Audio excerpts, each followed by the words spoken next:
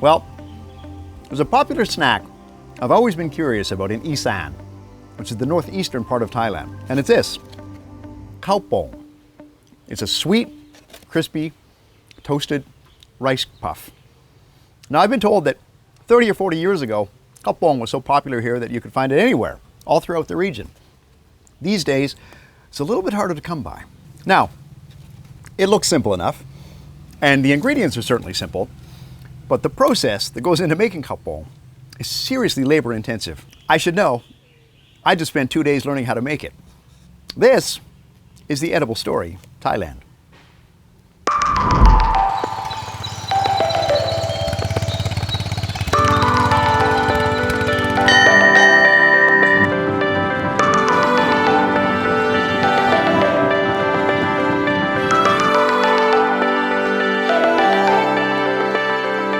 The northeastern region of Thailand, or Isan, is known for its beautiful rice plains, intricate craftsmanship, and being home to numerous World Heritage and historical sites, some even dating back to over 1,000 years old.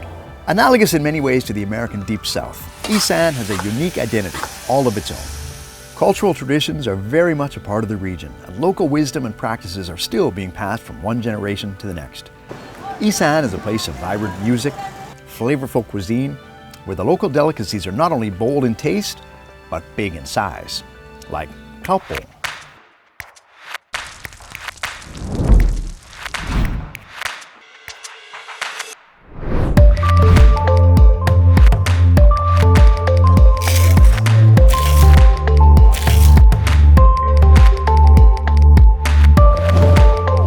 I've traveled all the way to Ban Promrat village in Pak Thong Chai district of Nakhon Ratchasima province. Now, Ban Promrat village is one of the largest producers of Khao Pong here in Isan. And we've arranged a meeting with Mae Yupin. Mae Yupin is one of the few remaining residents who still makes Khao Pong in the traditional labor-intensive way. And she's a third generation making Khao Pong this way from a family recipe passed down for over 100 years. Khao Pong มันคืออะไรจริงๆแล้วก็ทำไมที่นี่มีคนทำข้าวปงเยอะแยะเลยนะครับข้าวปงก็จะเป็นข้าวเหนียวนะคะเป็นขนมที่ทำมาตั้งแต่รุ่นปู่ย่าตายายเนาะสืบทอดกันมาเป็นขนมกินเล่นในเทศกาลงานอะไรเงี้ยเราก็จะทำเพื่อเอาไปถวายพระเทศกาลงานปิดทองพระพุทธบาทเทศกาลงานกวนข้าวทิพย์อะไรอย่างเงี้ยค่ะชาวบ้านก็จะมาช่วยกันทำKhao Pong is a sticky rice snack. It was once very popular because the process of making it was so arduous, it was almost considered auspicious, and Khao Pong was traditionally given to monks or presented at religious festivals throughout Isan or ceremonies.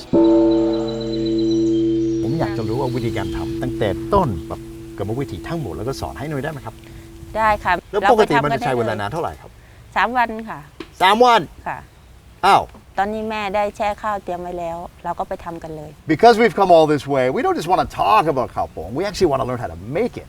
But Mae Yupin said there is no express master class in making Khao Pong. The process takes between 2 and 3 days. But luckily, she's a step ahead. The first task, taking the sticky rice, soaking it overnight, and preparing it for the next part of the process, which she said, I'm going to go to her house and see how Khao Pong is made.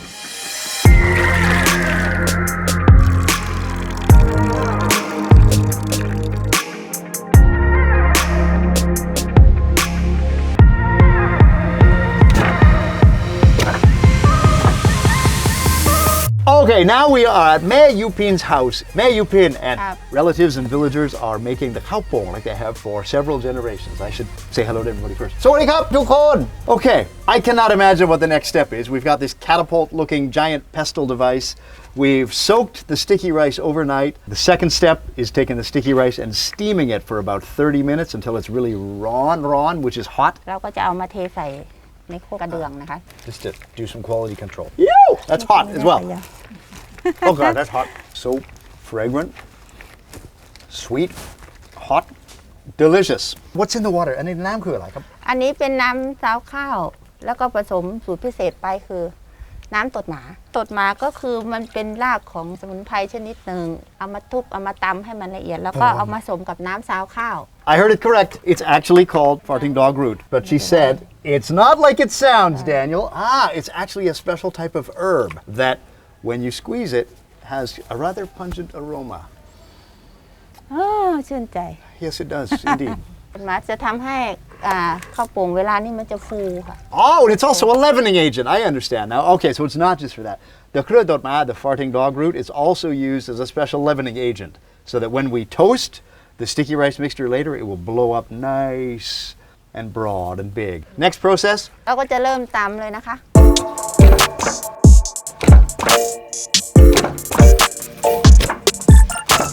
แล้วตำไปแล้วก็เอาน้ำตดหมาเนี่ยผสมข้าวแล้วก็ลูบไปเพราะว่าข้าวเนี่ยมันจะติดกับสางเนี่ยค่ะ Oh yeah, I can see why teamwork's important here. She said that you have to pound it for 30 minutes and you have to keep the rice warm all the time. That's why these pestles and mortars are designed like a ceramic cavernous pit.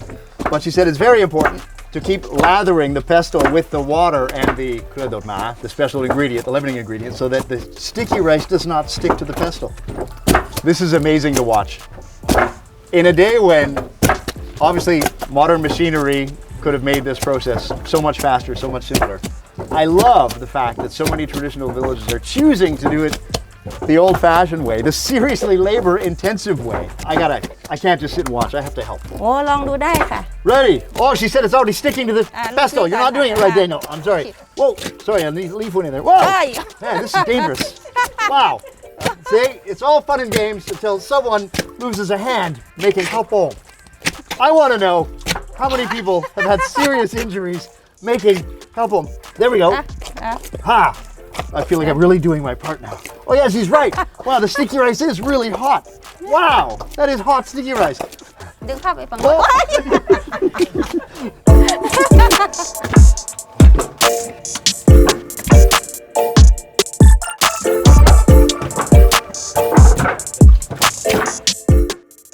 All right, we have black sesame, we have palm sugar. พอมันได้แล้วเราก็จะเอาไปปั้นเป็นก้อน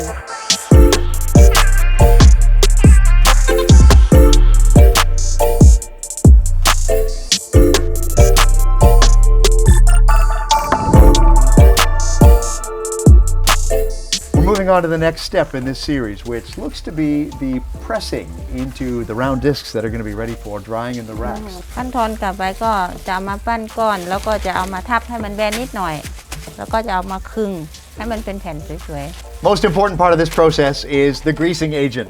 This, I just learned, the greasing agent is actually cooked egg yolk mixed with vegetable oil. Cooked egg yolk because it makes it much more viscous and ensures that the sticky pan rice, ensures that the plastic sheets or our hands, the gloves, nothing sticks to the batter. Plastic sheets and put it into this wooden ๆ presser. อย่างนี้ Pressing it just like Mayupim does, and it comes out into this beautiful round disc, and I would say it almost looks like a tortilla. And I think, Joy, looks beautiful. ถ้าอย่างนั้นเราก็ต้องใช้นี้ใช่ไหมครับ ใช่ค่ะ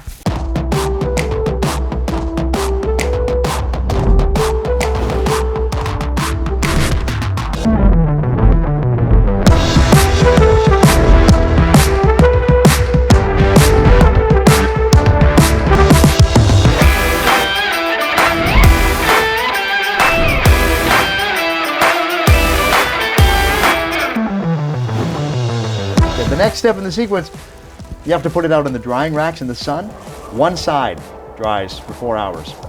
Then you turn it over, and it has to dry for another 4 hours.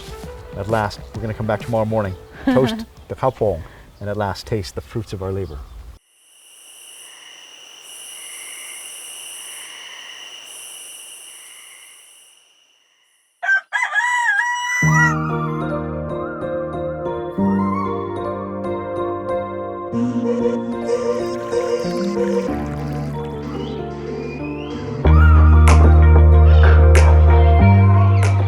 Okay, we've come back in the morning here the second day for the final and most critical process of making the Khao Pong, the rice flour crisp, and that is the toasting process. So, I've been entrusted to make the fire, which was brave of Mei Yupin and Kun Yai, Auntie here. Here we go. Look at that coming through. All right, we have built fire. Oh, look at that. That is a flaming inferno. This is the moment we've all been waiting for. The toasting of the rice flour sheets. Apparently, this only takes 60 seconds maximum, and you have to be very fast. So she said you have to flip regularly. อันนี้เนี่ยมันถ้าปิ้งแล้วมันก็จะขยายใหญ่ขึ้นแล้วมันจะพองตัวที่มันขยายใหญ่ขึ้นมาเนี้ยเขาก็เลยเรียกชื่อว่าข้าวโป่งบางที่เขาก็จะเรียกว่าข้าวเกรี๊ยวว่าวมันจะมีชื่อเรียกต่างกันไป I was asking May Yupin, I never asked you from the beginning, but the word Khao Pong, what does it actually mean? Khao we know means rice, or sticky rice in this case, and Pong. Pong is like an inflatable device, such as a balloon, is a Pong, a loop Pong.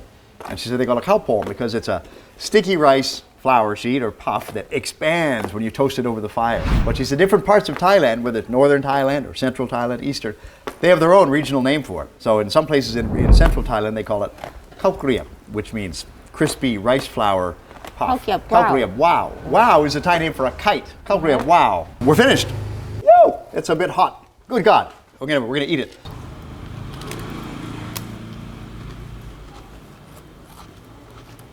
Wow. Sweet, crispy, kind of addictive. I can see why it's an addictive snack. มันได้กลิ่นตดหมาไหม She asks. She was asking, can you taste the ตดหมาที่ farting เรา dog ใส่ root? ไป The dog root fart? No, thankfully I can't taste that. Actually ก็ไม่ได้รสชาติอะไรดูตดหมาแต่ให้แบบรสชาติอะไรที่แบบหอมๆเนอะมัน Pick. So she said, you gotta watch it very carefully. She said, keep flipping. จะมองแล้วนะพริก แล้วก็พลิกอีกที oh now what พลิกอีกที oh wow looks easy tell you what just like ballet looks easy ต้องพอก่อนนั่นแหละมันเดี๋ยวกินไม่ได้ ทำไมครับ มันไหม้ตรงนี้มันดำ She said กินไม่ได้ if we tried to sell this in the market we could never sell it but I've got burning hot sides and doughy side. This side is still soft and doughy. This is burned to a crisp. They're almost the same. Which one is Daniel's?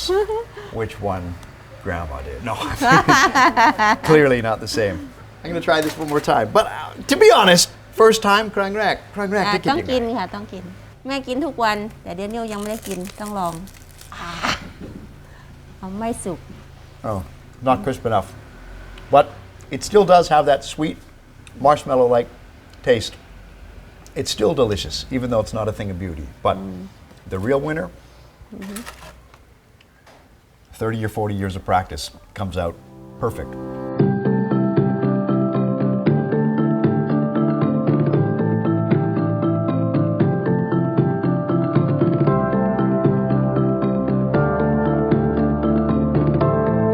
Khao Pong may look like a simple local snack. But after the last 2 days of making it, I have a whole new appreciation for the labor of love that goes into making traditional snacks like this.